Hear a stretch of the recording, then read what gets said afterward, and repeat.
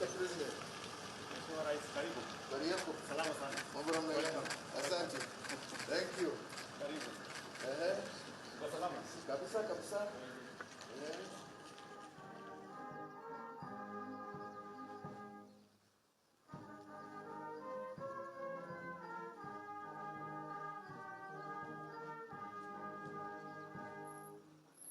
Fellow Kenyans, today let me just rant a little bit. We can't continue doing the same thing over and over again. The message I'm about to convey, make sure anyone and everyone you know have a copy of this, because it is important for us to know who is the real enemy of Kenyans. I'm your host, Anonymous Whistleblower, and this message was to be dropped immediately after this meeting happened. But whichever case, and still, I'm only human. Some things cannot be avoided. I felt ill. I was not feeling good for quite some time. But here I am.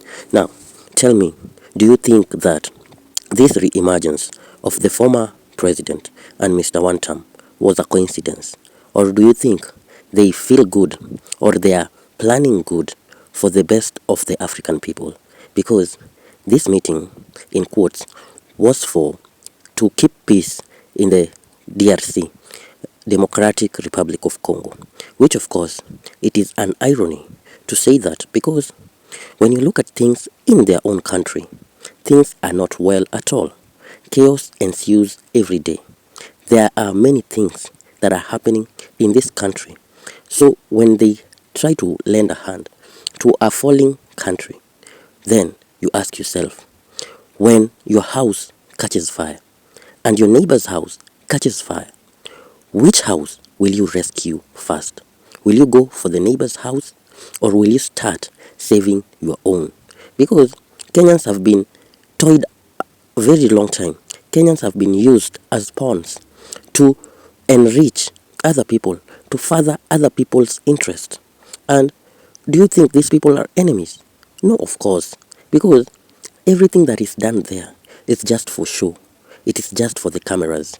Behind the scenes, these people laugh. These people talk. These people intermarry their children. These people make business ventures together. And that is why, a few days ago, there was a leak about the expressway, which somehow it is siphoning money to people's pockets. And you can ask yourself, does this expressway or every development that is done for Kenya, should it be for the Kenyans' benefit or for someone's benefit? I'm actually perplexed of how Kenyans can come to defend someone who is making their lives miserable, and instead himself, his family, and everyone who concerns him is having a soft life from your own money, from your own sweat, from what you toil each and every day. So Kenyans, it is the high time you start thinking about your futures, because we don't need politicians anymore. And I can say, hatuhitaji wanasiasa tena. We need leaders, viongozi, people who put others in front of themselves, not because of their interest. You see, we came from people talking about dynasties and such things. And now we can see it is a trend. Every person who gets power tries to find a loophole where he can make, or she can make, generational wealth using the people's money, using your resources, using what you have worked hard for.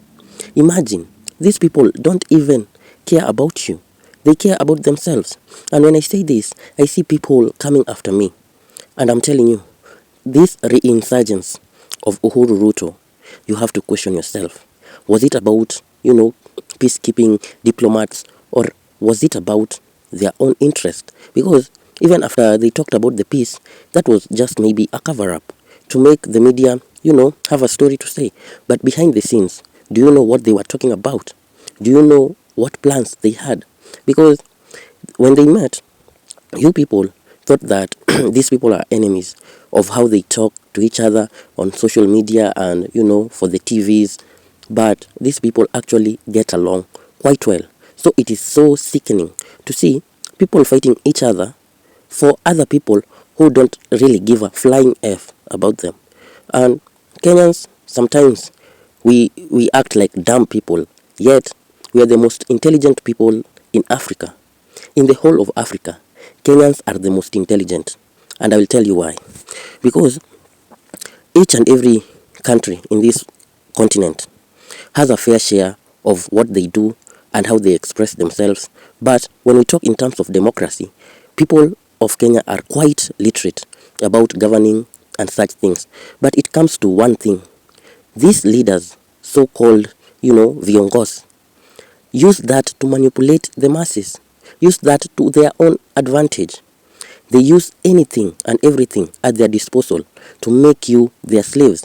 Imagine coming out of colonialism to enter neo-colonialism. White man goes, black man comes in, and we say we are free. Where are we free, my friends? Well, when people are taking what's your own, when people have lands, vast lands, which of course it has never been investigated, they have never even shown an evidence of, even if a child is born in those times, there was, a paper trail of those times. You could say this woman gave birth there in a hut, and so was the midwife. That is a paper trail.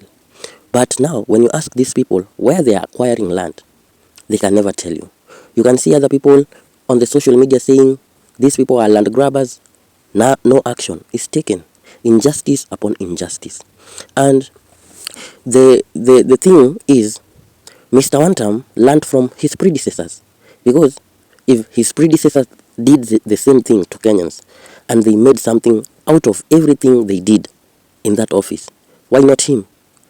Why can't he do it to solidify his name and to make a dynasty for himself, to make something for his children and children of his children and other generations to come, while more people and the vast people of Kenyans are dying and suffering in the hands of each and every regime? Sometimes I start thinking about, this Maraga presidency. Sometimes I start to think of someone by the name of Ruben Kigame. I don't know if I get the name quite right, but this man, people can say he doesn't see, or in other terms, people can say he's blind. But the vision of this man for a country is better than all the politicians combined. Because we can't continue like this. We can't. We are heading to, we are dooming ourselves. We are making our situations worse each and every day. And the more I think about it, the more I realize how we Kenyans are being carried as fools. Yes, we are intelligent and they know that. So they take that to their advantage and manipulate you each and every time. Agendas are being pushed left, right and center. You think it is a coincidence? Right now we are talking about tribal politics. You think it is a coincidence? We are talking about police brutality. Yet the people who are giving orders are comfortably sitting and eating well without any pressure, zero pressure. You think it is a coincidence? You hear about education this, then tomorrow education that. These people are masters of doublespeak. Today they say this, tomorrow a chameleon is better. It doesn't change so fast like these people do. And it is up to you. You have to make a choice. Either to choose a leader or a politician. But the cycle will still remain.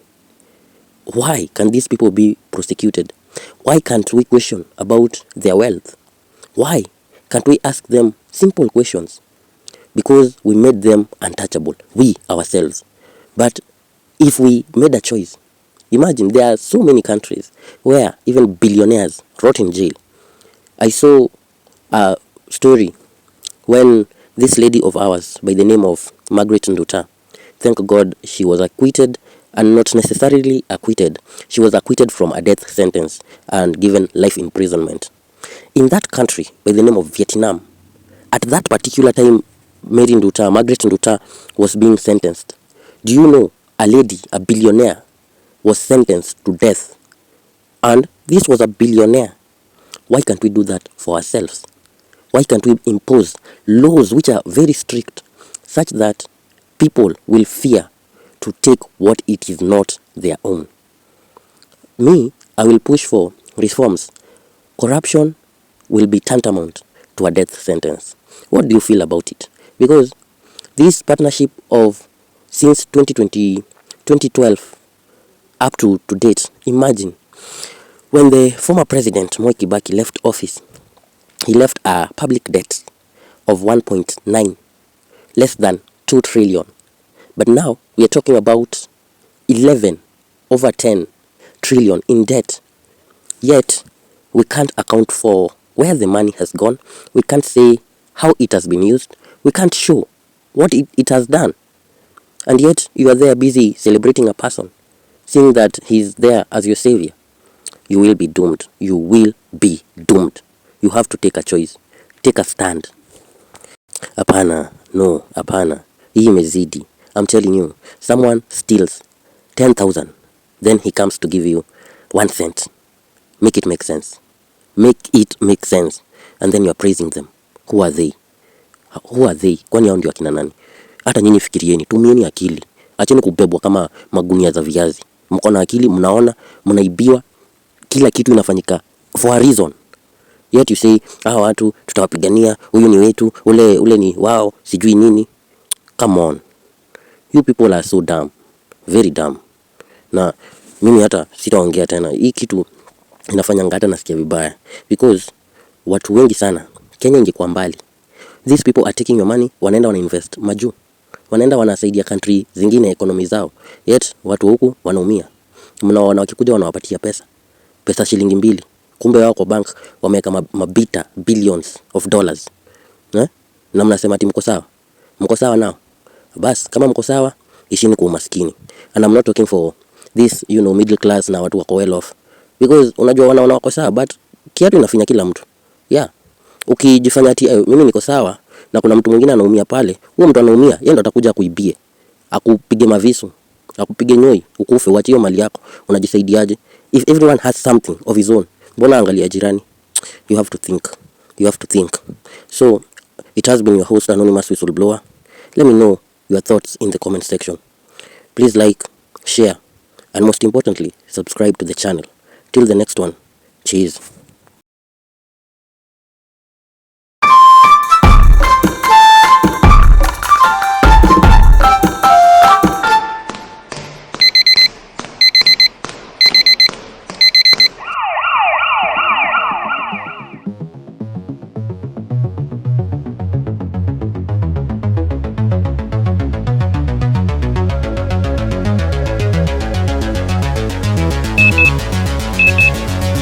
Stand by in 3, 2, 1, go.